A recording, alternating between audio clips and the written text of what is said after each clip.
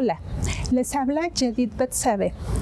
Les doy la más cordial bienvenida a Momento Económico, programa del Instituto de Investigaciones Económicas de la Universidad Nacional Autónoma de México.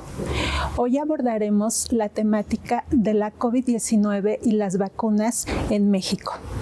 Les invito a que permanezcan para que presencien esta interesante conversación que tendremos con nuestros invitados especialistas. Iniciamos.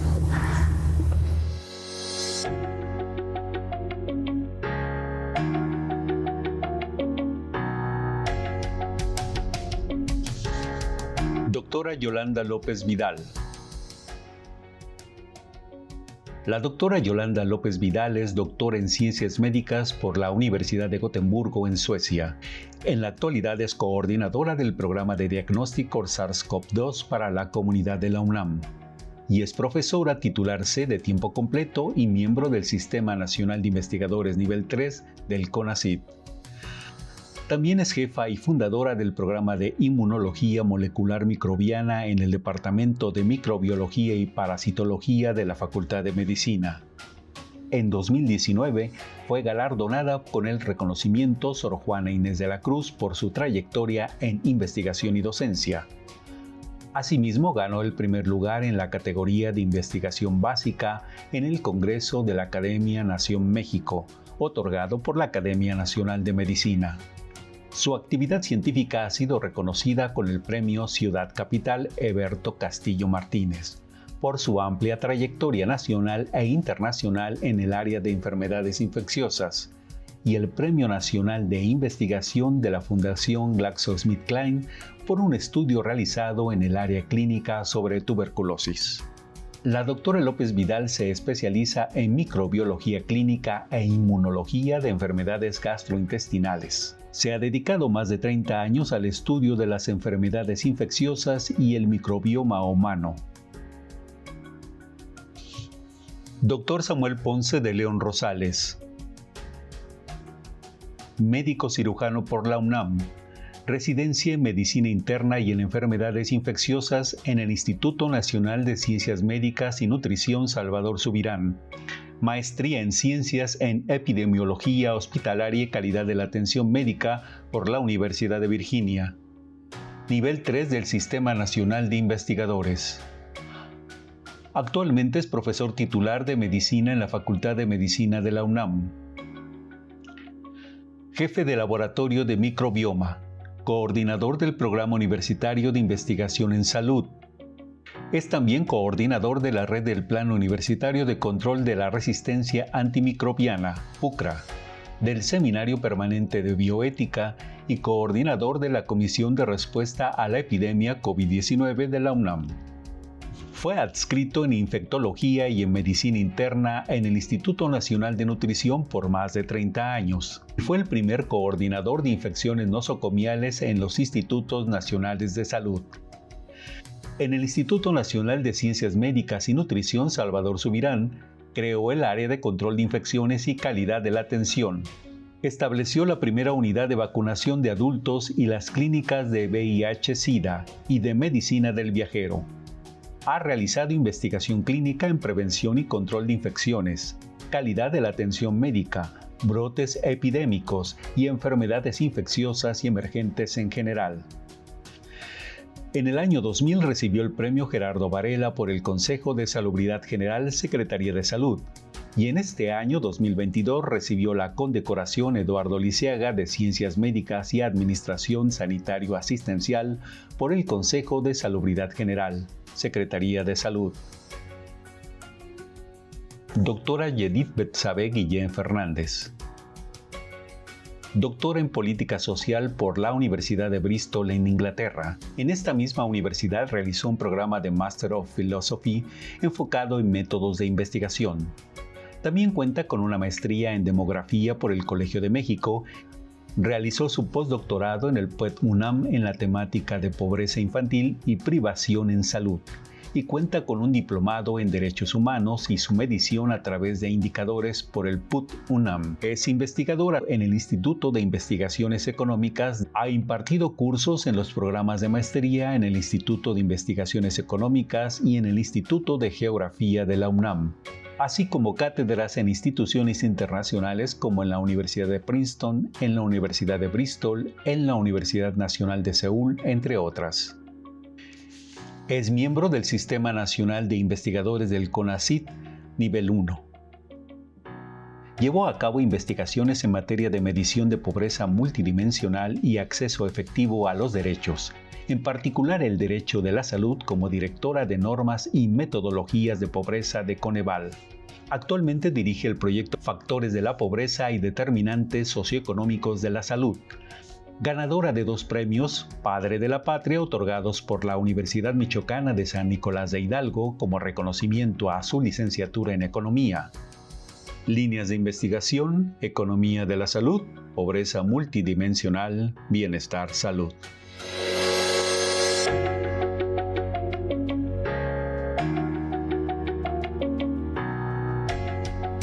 Bienvenidos, ya estamos aquí en el estudio, les agradecemos que nos acompañen. Estamos con nuestros invitados especialistas. Doctora Yolanda López, muchas gracias por estar aquí. Doctor Samuel Ponce de León, muchas gracias por estar aquí. Pues los doctores nos están apadrinando en este primer programa de Momento Económico. También quiero recordarles que pueden dejar sus comentarios, sus preguntas en las redes sociales o en los datos de contacto que aparecen en pantalla. Pues si les parece, antes de empezar con la temática de la COVID-19 y las vacunas en México, quisiera plantear la situación actual de la pandemia, el contexto actual, y para ello los invito a que veamos la siguiente cápsula.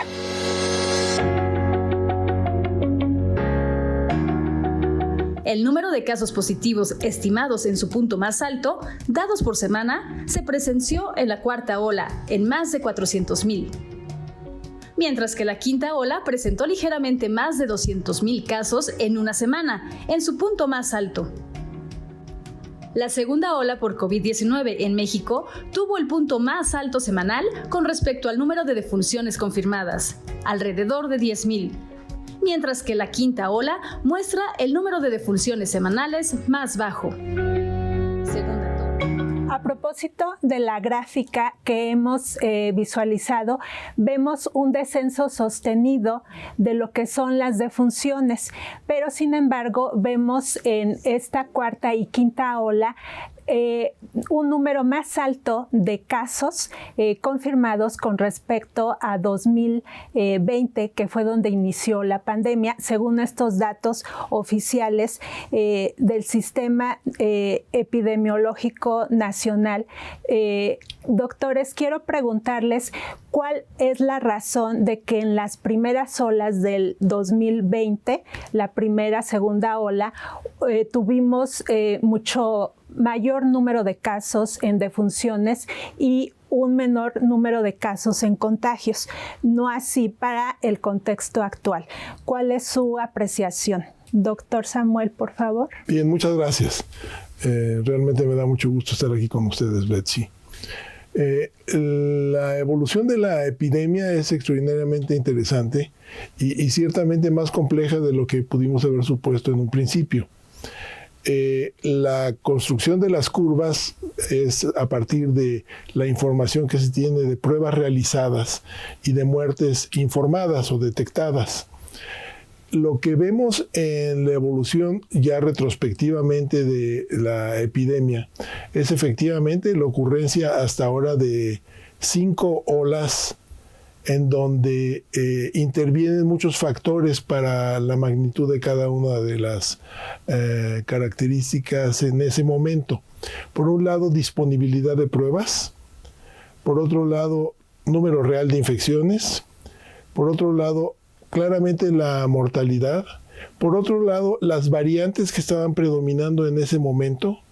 Entonces, todo esto se mezcla para tener un resultado en cada momento del tiempo diferente. Al principio no teníamos pruebas de diagnóstico y lo que veíamos era enfermos muy graves que con mucha frecuencia fallecían. El número de fallecimientos fue muy alto a lo largo de 2020 y todavía 2021. ¿Por qué motivo? Primero, porque no teníamos la experiencia manejando este tipo de casos. Segundo, porque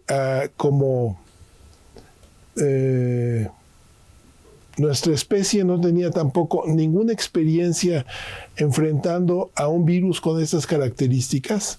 Éramos una especie virgen en la exposición a este virus, no teníamos anticuerpos de ningún tipo. Entonces hubo que ir creando esta experiencia inmunológica y se ha construido a lo largo de estos ya casi 3 años. Y esto es muy importante porque influye en el riesgo de tener una enfermedad grave o de morir. Tercero, a lo largo de estos casi 3 años, hemos venido desde luego aprendiendo cómo manejar los pacientes. La misma población ha aprendido cómo cuidarse más y se ha construido un amplísimo número de intervenciones. Desde finalmente reconocer la extraordinaria utilidad de los cubrebocas, establecer claramente las características idóneas para tener una reunión, para mantener la distancia, para mantener la ventilación, para que la población aprendiéramos a si tenemos síntomas de una infección respiratoria, nos quedamos en la casa, no salimos como si nada porque estamos en riesgo de contagiar a mucha gente. Y porque a lo largo de estos meses sabemos que si tenemos síntomas respiratorios, esto es debido a COVID-19 casi siempre. Entonces todo esto lo aprendimos y todo eso se refleja finalmente en las curvas. Pero quizás lo más importante es esta experiencia de enfrentar un virus nuevo que desencadenó en una muy alta mortalidad. Y aquí vale la pena también destacar en esa muy alta mortalidad, porque sí fue muy alta, y hay mucho ruido en relación a qué tan alta es la mortalidad aquí en México comparado con otros países. Y se atribuye a una respuesta directa de la autoridad en salud actualmente para la pandemia. Y esto es incorrecto, porque tenemos que tener perfectamente claro que el sistema de salud con el que arranca esta gestión, este sexenio, era un sistema de salud completamente pulverizado, insuficiente, incapaz, y eso se refleja en eso también. Entonces, a lo largo de 2020 se hizo la reconversión hospitalaria para poder atender más pacientes, se aprendió a manejar más eficientemente a los pacientes, se ampliaron las capacidades de terapias intensivas y todo eso fue permitiendo un mejor tratamiento de los pacientes. Luego se fueron agregando la aparición de vacunas de una manera espectacular. Antes de que cumpliéramos un año de pandemia, a finales de 2020 y ya muy en forma para principios de 2021, teníamos una creciente disponibilidad de vacunas. En nuestro país fue creciendo rápidamente a partir de 2021 y hoy tenemos realmente resultados de vacunación que yo diría son muy buenos. Y todo eso ha influido en esto. Claramente hoy estamos en un momento completamente diferente de la pandemia. Estamos en el periodo post-quinta ola y tenemos una virus Omicron que se ha transmitido muy extensamente, mucho más, seguramente hubo más casos esta quinta ola que en la ola previa. Sin embargo, la gente ya con cuadros tan leves como los que estaban ocurriendo por Omicron, la gente no buscaba con tanta frecuencia las pruebas. Y desde luego, lo que hemos aprendido se refleja en esta muy baja mortalidad, que ya es muy baja en nuestro país, y que nos permite hoy, ya en este escenario, volver a tener actividades presenciales, desde luego en la universidad y también en otros muchos sitios del país. Gracias, doctor. Pues podemos rescatar varias cuestiones de lo que usted nos dice. Doctora Yolanda, entonces podemos asumir que la vacunación ha reducido, digamos, el número de muertes en esta quinta ola. Definitivamente que sí. Como bien mencionaba el doctor Ponce León, la vacunación empieza en diciembre 2020, en donde al comparar el número de dosis aplicadas versus la tasa de mortalidad era 187% de mortalidad, ¿sí? A medida de que esta tasa de vacunación se fue incrementando de forma paulatina hasta llegar a los datos oficiales del 73%, en los cuales el 69% cuenta con dosis completas y el 13% con una o dos dosis, dependiendo del grupo etario al cual corresponden. Esto lo vimos para la tercera ola. Cuando llegamos a la cuarta ola, alrededor de marzo, vemos que esta tasa de mortalidad disminuye en un 87%. Y ahora, en esta quinta ola por Omicron, en la cual la tasa de mortalidad ha disminuido hasta el 60% o más cuando tú comparas personas sin vacunar y cuando comparas personas vacunadas. Esto puede ascender hasta el 79%, lo cual indica claramente que la vacunación, como en muchas otras enfermedades, ha mostrado su eficacia y su seguridad para prevenirnos en contra de esta enfermedad. También aunado a las infecciones naturales que cada uno de nosotros tuvimos y a que las olas causadas por coronavirus fueron divergiendo una de otra para encontrarnos ahora a una variante Omicron que tiene preferencia por células que no utilizan el correceptor de MRSA2 y estas que se encuentran principalmente en los bronquiolos. Esto hace que la sintomatología, como mencionaba el doctor Ponce León, sea mucho más leve y que el continuar utilizando nuestra mascarilla nos permite también continuar con esta eficacia, tanto de vacunación como de protección, tanto de los infectados como los no infectados. Si comparamos a los asintomáticos con los sintomáticos, hoy en día vemos una tasa mayor de infección por asintomáticos que por personas sintomáticas, y la tasa de nuevos infectados disminuye hasta el 5% de una manera dramática. Esto de alguna manera nos hace ver que se cuenta con una inmunidad, con una respuesta a la exposición, tanto por vacunación como por infección natural, lo cual hace que esta respuesta inmune sea todavía mucho más fortalecida, y esto haga que seamos más inmunes a infecciones posteriores. Eso esperamos.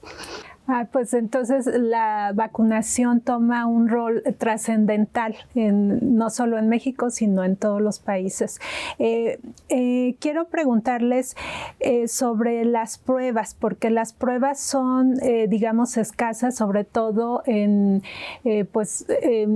la Ciudad de México. No sé qué tan disponibles estén, pero a lo mejor en otros estados de la República o municipios, localidades rurales, las pruebas no están 100% disponibles. Entonces, ¿qué tanto podemos estimar la tasa de positividad, digamos, real de la población en cuestión de contagios si no se tienen pruebas suficientes, doctor?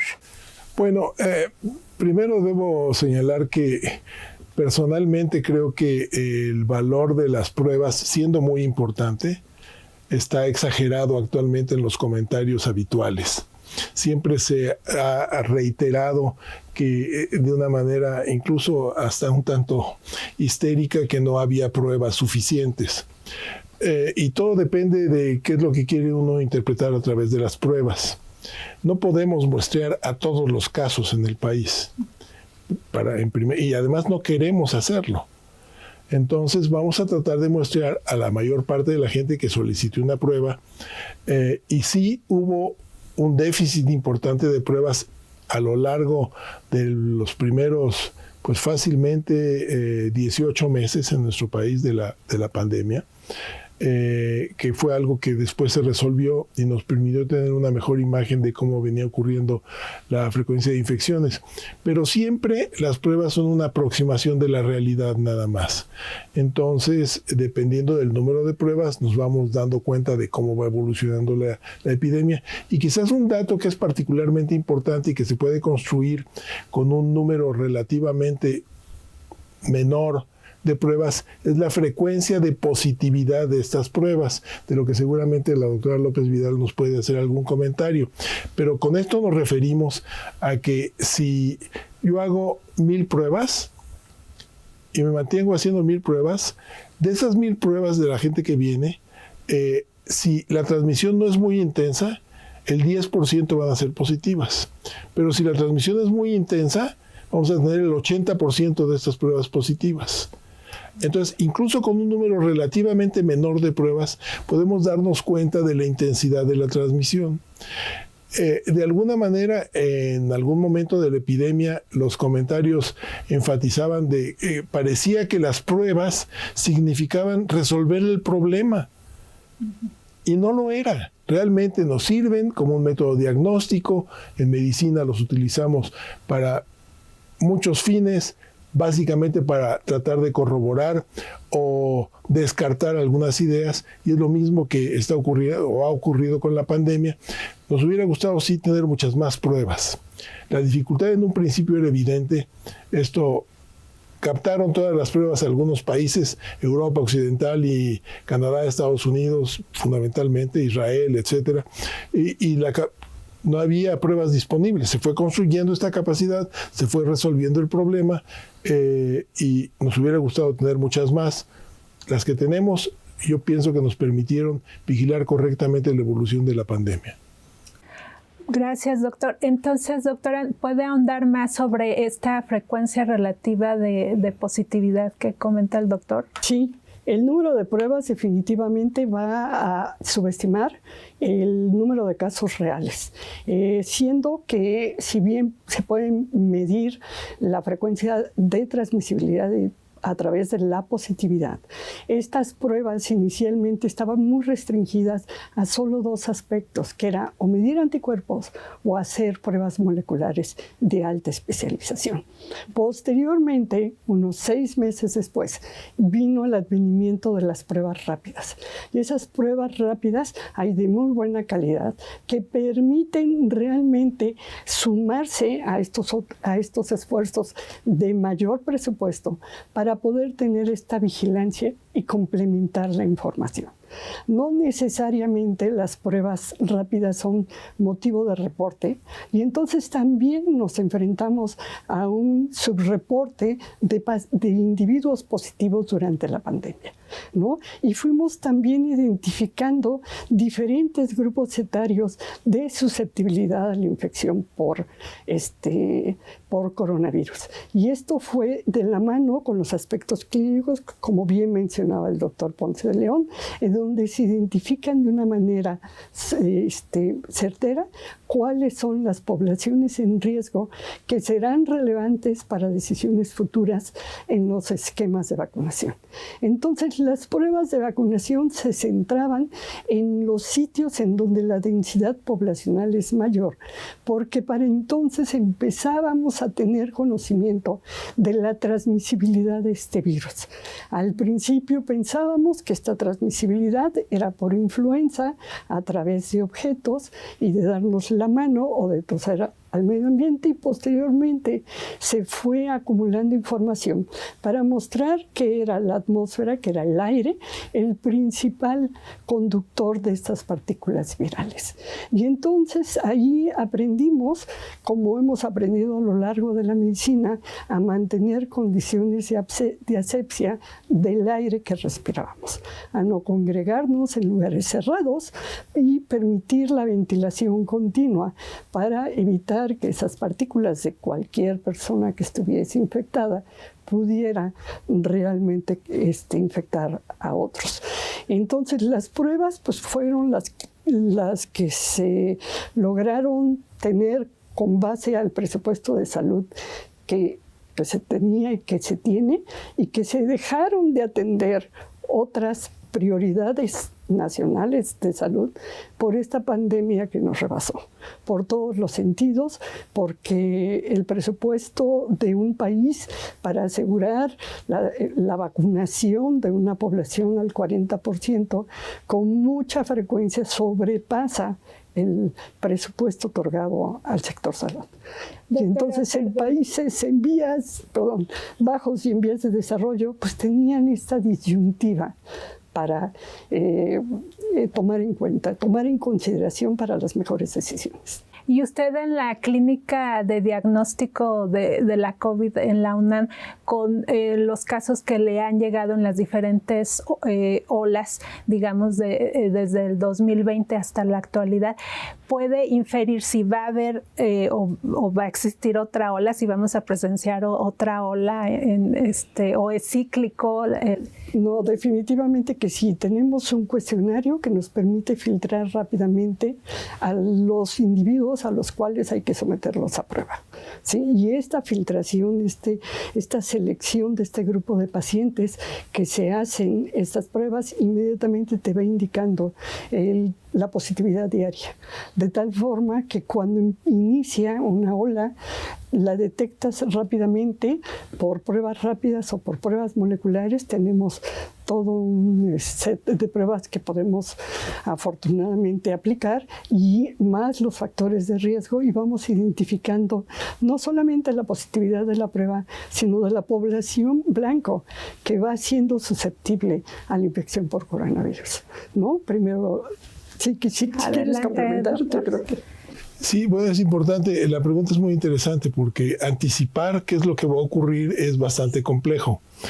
Y lo que hacemos con las pruebas es ver lo que está ocurriendo en ese momento, no saber qué es lo que va a ocurrir. Podemos anticipar algunas cosas. Si va creciendo esta tasa de positividad, pues sabemos que está creciendo la epidemia. Claro. Pero anticiparlo, podemos hacerlo a través de otros métodos. Y uno de esos es también unos estudios que hace la doctora López Vidal de la presencia de partículas virales en el drenaje de aguas residuales, en aguas residuales. Mantiene un sistema de vigilancia para ver la detección y la cantidad de partículas virales que se pueden identificar. Esto se está haciendo ya en diferentes partes del mundo, lo están haciendo aquí en la Universidad Nacional Autónoma de México, y desde luego es un sistema de vigilancia que no es solo útil para coronavirus o para COVID-19, puede ser también para polio. Recientemente tuvimos algunos ejemplos de esto que encendieron muchas alarmas, o hay otros que también nos permite vigilar a través de estos sistemas de detección en aguas residuales, incluso resistencia antimicrobiana. Entonces, pero también nos puede comentar la doctora López Vidal. Ciertamente, el agua residual es un excelente biomarcador para identificar que está ocurriendo un grupo de personas infectadas, y tenemos un monitoreo que cubre gran parte de la ciudad. Sí, entonces vamos identificando dónde se prenden. No todos los sitios se prenden simultáneamente. Se empiezan a prender de una forma pausada y vas identificando la región de la Ciudad de México, la ubicación en la Ciudad de México que va teniendo esta detección. Es un método molecular simple que además representa cientos de miles de personas.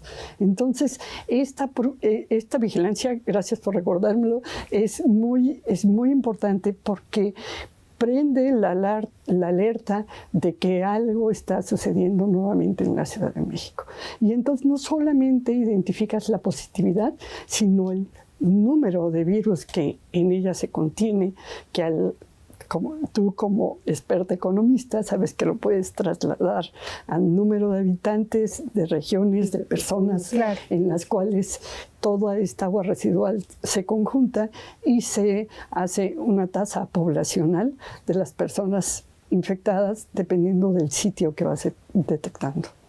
Muy interesante la investigación que ustedes están realizando. Voy a darles ahorita continuidad para que veamos una cápsula sobre la vacuna patria y posteriormente hablaremos más sobre la investigación de los doctores aquí invitados. Gracias.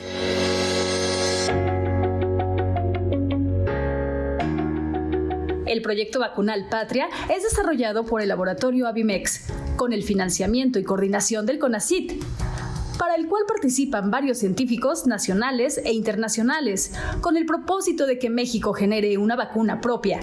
La vacuna Patria es diseñada a partir del virus de Newcastle. Su aplicación será de forma intranasal e intramuscular.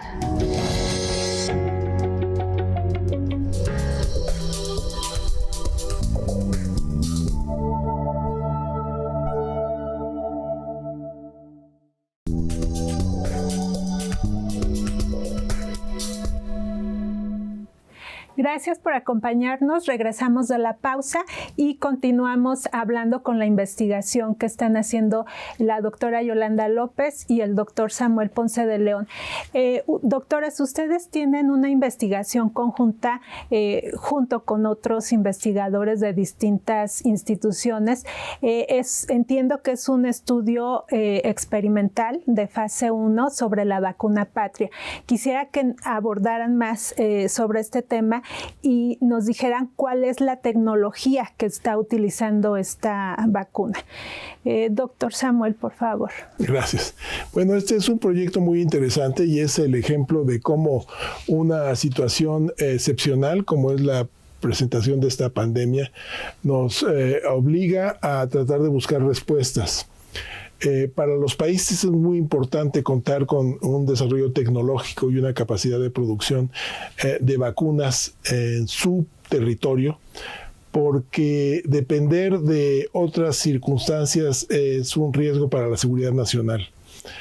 Desde hace muchos años, la compañía Abimex, que es una compañía de básicamente se dedican a hacer vacunas para animales, ha tenido interés en tratar de montar sistemas para desarrollar rápidamente vacunas en situaciones de pandemia.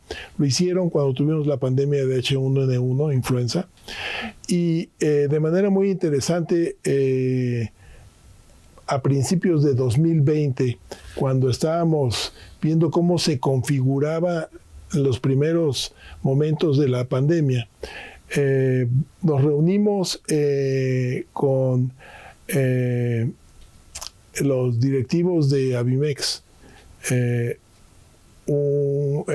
doctor Alejandro Macías, quien es mi colega, y también la doctora López Vidal, para platicar sobre la posibilidad de desarrollar una vacuna en Abimex.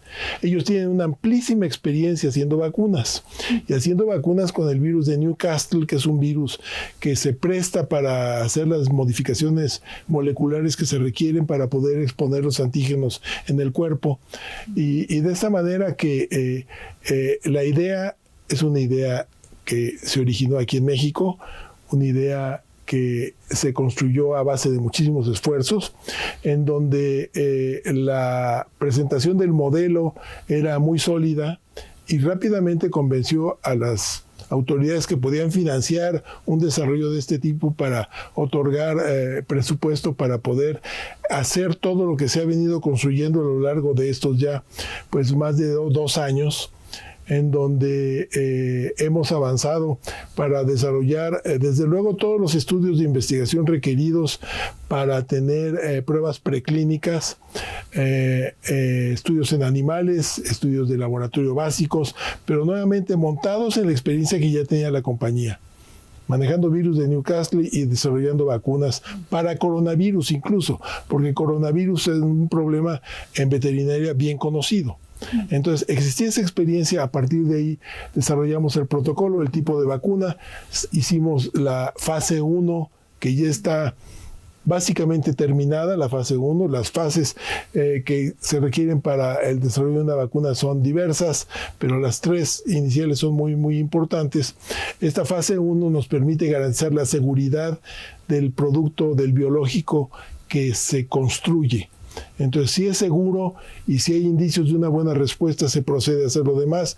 En estos momentos se está haciendo un estudio ya de fase 2 avanzado y estamos tratando de enlazarlo con un estudio de fase 3 para poder tener una vacuna posiblemente, quizás es muy optimista decir para fin de año, pero quizás seguramente para el primer semestre del año que entra podríamos tener una vacuna de fabricación nacional para COVID-19. En esencia, esa sería la experiencia y junto con Yolanda hemos platicado semanalmente cómo van avanzando las cosas. Vale la pena señalar que tenemos la posibilidad, y quizás tú podrías abundar un poco entre lo nasal y la parenteral. Sí, doctora, adelante. Bueno, antes de que me diga si es intranasal o intramuscular, quiero preguntarle también cuáles son las ventajas de esta vacuna Patria y bueno, cuáles también han sido los procesos logísticos y administrativos que ustedes han tenido que enfrentar. Sí, muchas gracias, claro que sí. Las vías de administración son parenteral y intranasal. La infección ocurre por las mucosas y todas las vacunas que nos han antecedido son de tipo parenteral, ¿sí? La inmunidad que se genera es muy buena, ¿sí? Es capaz de proteger a un individuo contra la hospitalización y la muerte. Sin embargo, las reinfecciones se dan frecuentemente. En el caso de este diseño, de forma muy temprana en este grupo de investigación, diseñaron la vía intranasal como una alternativa de la seguridad, de la evidencia que ellos ya tenían, del conocimiento previo que habían arrojado los modelos experimentales y de la inmunidad que se requería para una infección que ocurre a nivel de mucosas, ¿sí? Además de ser una vacuna segura e inmunogénica, ¿sí? Y que a nivel de mucosas es mucho más eficiente para contender contra reinfecciones que por la vía parental, aunque la suma de ambas vías podría también ser una muy buena elección. De tal forma que el costo promedio de las otras vacunas de naturaleza, de ARN, de vectores y que hemos estado hablando, como Pfizer, como Moderna, como AstraZeneca, es de $20, mientras que para Patria es una vacuna que se cultiva en embrión de pollo que definitivamente baja el precio de una manera sustancial, con una eficacia comparable a estas primeras vacunas que salieron en el mercado. Esto hace no solamente, voy a repetir algunas de las experiencias que hemos aprendido en este grupo multidisciplinario, no solamente garantiza tener una vacuna en tiempo y forma, sino que ofrece al país una seguridad de contar con ellas de manera permanente a un muy bajo costo. Entonces, esta parte me gustaría que el doctor Ponce de León, que es el que ha vivido la pandemia de influenza y que ayer nos relataba toda esta experiencia, tenga la oportunidad de compartirnos nuevamente. Sí, adelante, doctor. Bueno, también preguntarle si la vacuna va a ser solo de refuerzo, porque se había manejado al principio, no sé si ahora ya va a ser también inicial y de refuerzo. Claro, empiezo por esto porque es importante, efectivamente. La vacuna se desarrolló pensando en vacunar originalmente con vacuna Patria. Sin embargo, la realidad global es que hoy todo el mundo, no sé, se han aplicado más de 2,000 millones de dosis de vacunas en el mundo. Entonces, en México, las tasas de vacunación y de experiencia inmunológica son muy altas. Tenemos ahorita resultados de una encuesta en el bachillerato de aquí de la UNAM, en donde encontramos que entre vacunación y infecciones naturales, seguramente estamos cerca del 100% de experiencia inmunológica. Entonces, lo que necesitamos hoy son vacunas de refuerzo, efectivamente. Entonces, la vacuna va a ser de refuerzo, necesariamente, y es importante, desde luego, el aspecto económico es muy importante, pero en relación a vacunas, lo más importante es contar con la posibilidad de tener una plataforma de desarrollo de biológicos rápida, esta no será nuestra última experiencia requiriendo vacunas rápido, y si contamos con esta experiencia, esta capacidad de construcción de un proyecto para elaborar vacunas nacional, vamos a estar en mucha mejor posición para poder ofrecerle una garantía de seguridad al país, porque el tema de vacunas es un asunto de seguridad nacional indudablemente. Sí. Los retos, habías preguntado cuáles han sido los retos, muchísimos, sí, como la falta de presupuesto para investigación básica en el país nos frenó en todos y cada uno de los diferentes eventos durante el desarrollo de la vacuna, que si bien los colegas de Abimex son líderes y de gran prestigio, dados los requerimientos de preparar una vacuna para humanos, se necesitaban buscar sitios que contaran con las credenciales para dar respuesta rápida a los diferentes procesos durante la preparación de la vacuna. Afortunadamente, en la UNAM hay un grupo que está certificado por la OCDE que rápidamente se sumó a estos esfuerzos, pero encontramos un sinnúmero de dificultades de conseguir reactivos por todo esto de que todos los países estaban preparando vacunas, sobre todo los desarrollados, en donde nuevamente hubo un acaparamiento de material y de reactivos que nos hizo complicado el querer avanzar como lo teníamos estipulado. Sin embargo, estos fueron retos de mucho aprendizaje, de identificar qué sitios se requieren y qué tipo de grupos necesitamos construir para estar, que son multi, inter y transdisciplinario, para estar preparados para las siguientes epidemias que nos acompañarán. Gracias. Y nada más, si me permiten rápidamente, sí, adelante, porque efectivamente fueron muchísimos los retos, pero este tipo de proyectos, para poder afrontarlos, requieren de una amplísima colaboración. Y entonces, desde luego, la universidad participó con lo que se fue requiriendo. Participaron otras instituciones, desde luego también el Instituto Politécnico Nacional, desde luego también otras entidades, CONACYT de manera fundamental, desde luego también COFEPRIS, desde luego también grupos de investigadores que hoy están realizando ya la fase 2-3 de la vacuna, y se requieren realmente de muchas capacidades, porque además también hay una colaboración muy intensa internacional.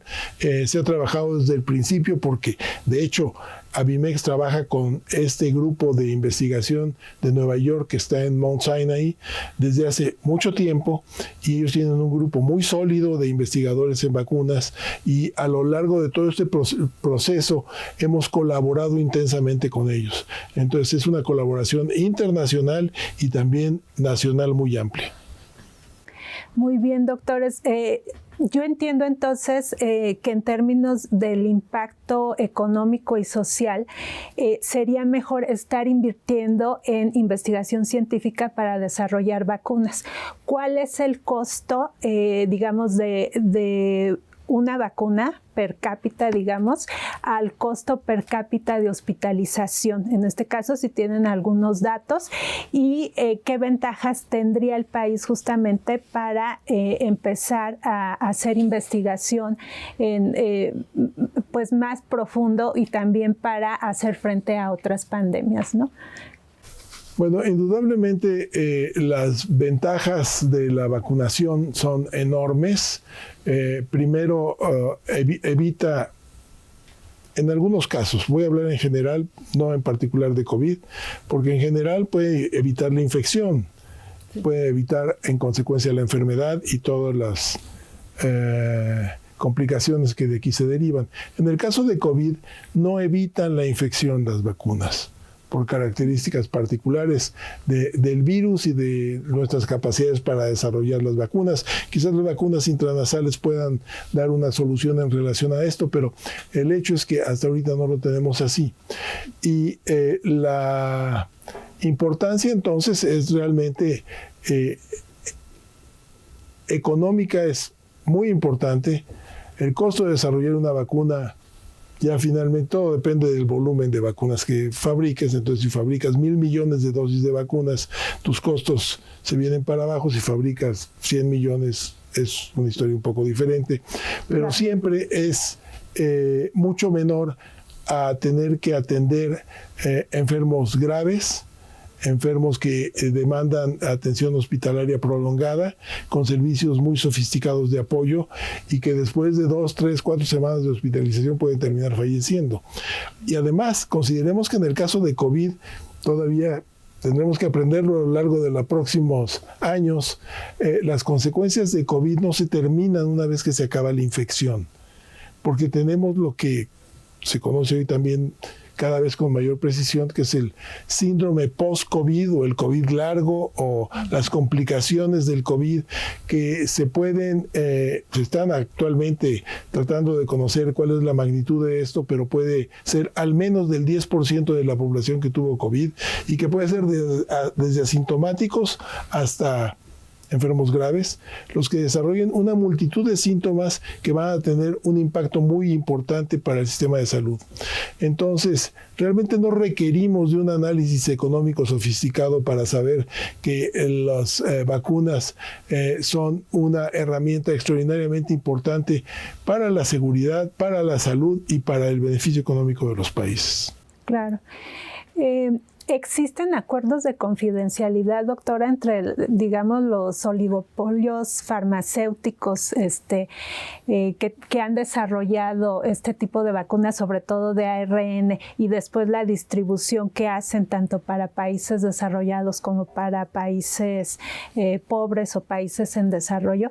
¿Qué brechas han existido en la distribución en estos países? Sí, yo creo que la pregunta es muy buena. Definitivamente que sí ha habido y que sí hay todavía brechas que habrá que resolverse.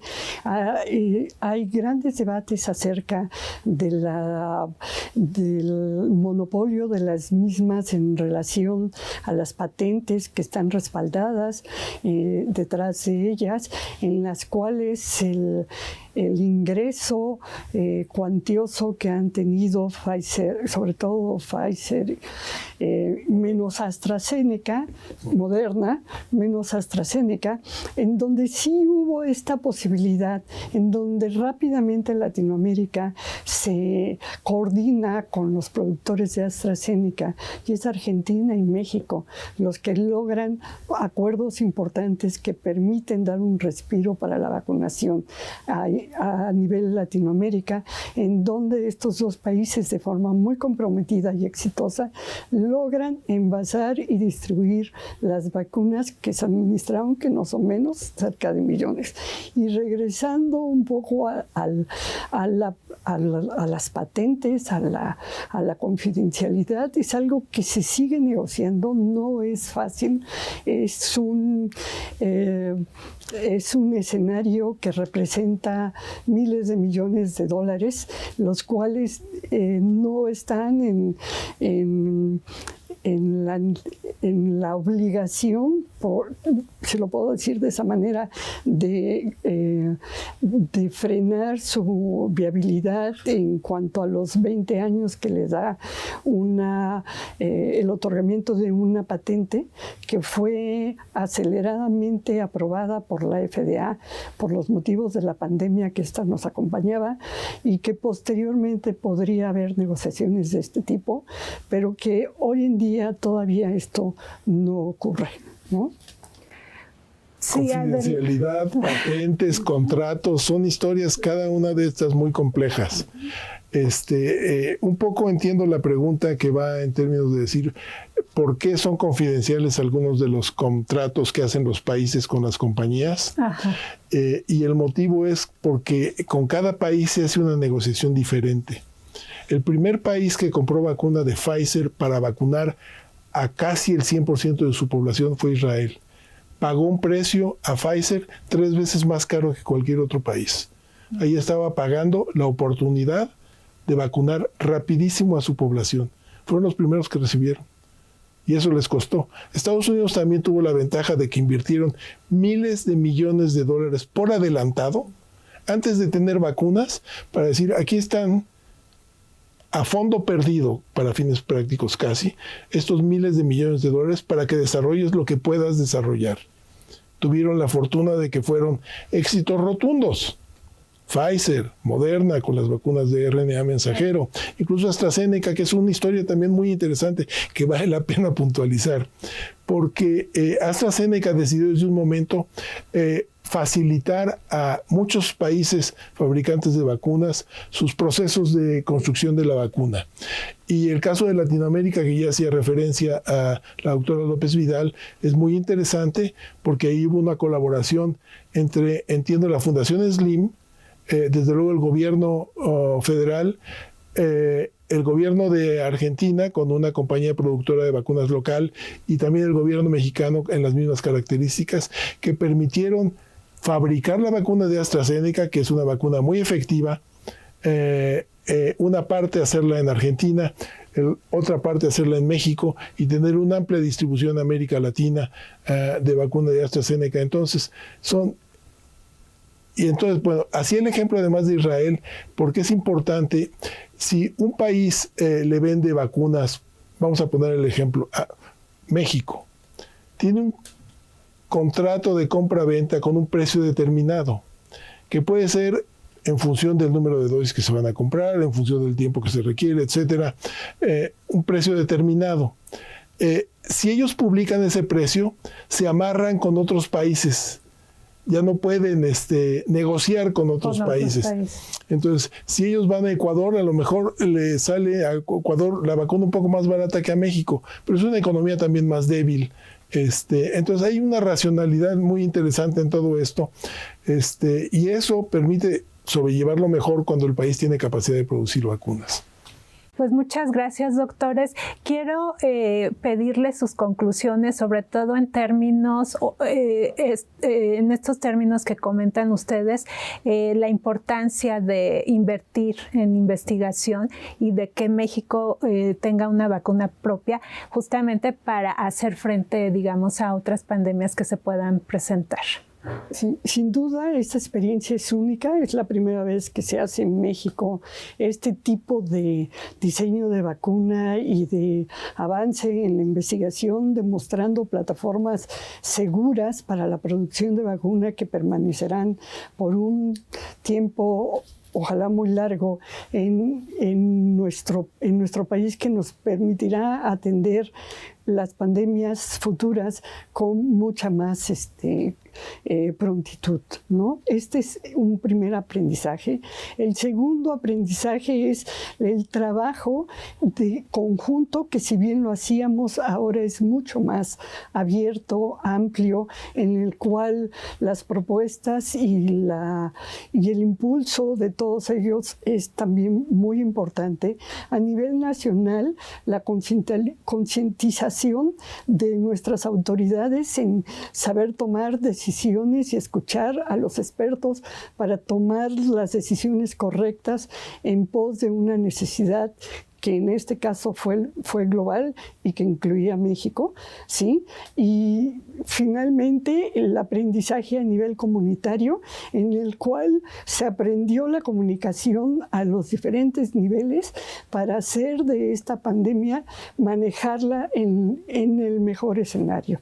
Yo creo que fuimos viviendo diferentes etapas acorde con las oportunidades que tuvimos y al final tenemos una población vacunada, protegida, que nos permite que el sector salud tenga la oportunidad de atender las otras enfermedades, ¿sí? Y resolver esta de una manera eficiente con un futuro de una vacuna propia.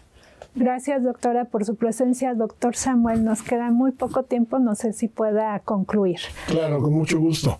Bueno, desde luego necesitamos desarrollar una capacidad de investigación muchísimo mayor a la que tenemos.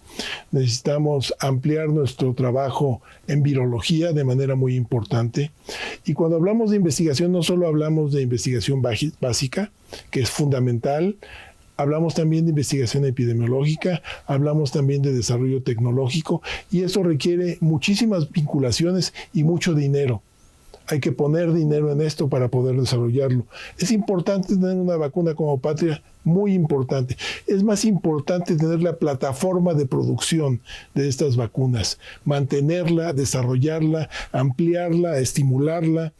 Y es interesante, y quizás con esto terminaría, porque desafortunadamente, en relación a la vacuna Patria, que ha sido un esfuerzo extraordinario, muy importante, hemos oído más críticas que felicitaciones. Desde luego el momento de las felicitaciones va a llegar cuando podamos aplicar la vacuna, pero el puro esfuerzo de construir lo que tenemos ahora y hasta donde hemos llegado merecería una visión diferente, pero realmente la crítica ha sido porque se mezcla a este proceso de polarización terrible que estamos viviendo actualmente en el país, en donde hay un sector que todo lo que ve enfrente lo denosta.